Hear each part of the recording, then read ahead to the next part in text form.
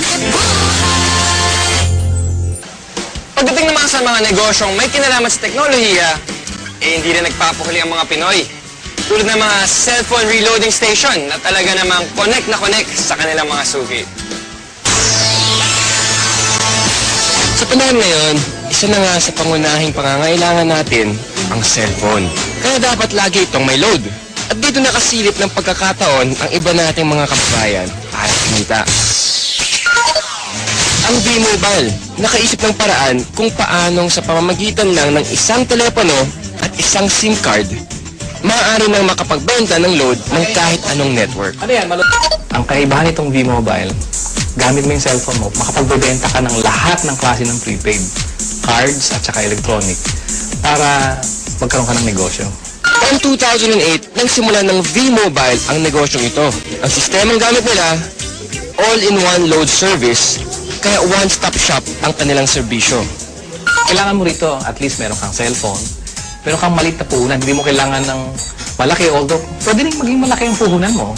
Yan eh, depende sa kung plano mo sa negosyo. Kung gumagamit ka ng internet, napakasimple lang gagawin mo. Punta ka sa aming www.loadextreme.ph. Tapos pag nakita mo na itong website nito, diba, yung online loading, kiklik mo, lalabas dyan yung aming dialog box. I-enter mo yung account mo, papasok mo. So, in this case, pipiliin ko na lang, papasok ko yung aking sikretong PIK. Tapos mamimili ako ng produkto. Tapos, lalagay ko yung cellphone number. Kiklik mo ngayon yung send load. Pag okay natin, yun na. Pero paano ka nga ba kikita sa negosyong ito?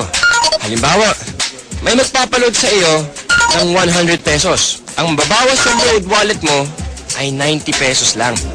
Ibig sabihin, may 10 piso kang kita sa bawat 100 na i-reload mo sa iyong customer. Kung kumikita ka ng 100 pesos kada araw sa pagre-reload, sa loob ng isang buwan, may kita kang 3,000 piso. Anip, tulad ni Peewee, na nakatuwaan lang daw noong una ang reloading business. Kasi nabuhat kami, nung nag-start kami noon, magbabarkada lang kami. So every night magkakasama kami. Nakakatuwa. Nung 5 lang kami nagsimula. 5 members na kami. Kapatid ko, mga barkada ko. Tapos may nagulat ako, yung 5 tao nagsimula niya. Ngayon, ano na kami? Almost 100,000. So actually, nag-drag pa siya ng 100,000 members.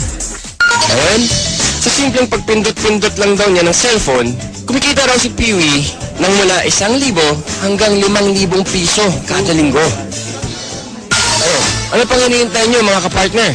Oras na para ang hilig niyo sa paggamit ng cellphone, pakinabangan niyo rin at maging isang maliit na negosyo. Kung mas pinili mo na lang manatili sa bahay ngayong summer, narito ang isang kapaki-pakinabang na tip.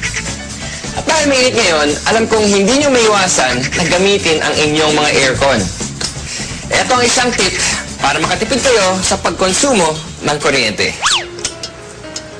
Ilagay sa timer mode ang aircon at iset sa 2 hanggang 3 oras lamang. Pagkatapos ito, buksan ang ventilador para mapanatili ang lamig ng kwarto. May enjoy mo na ang lamig, makakatipid ka pa. O di ba? Pwede naman eh. Kaya mga kapartner, tandaan, dapat maging wais all the time. Ano bang masasabi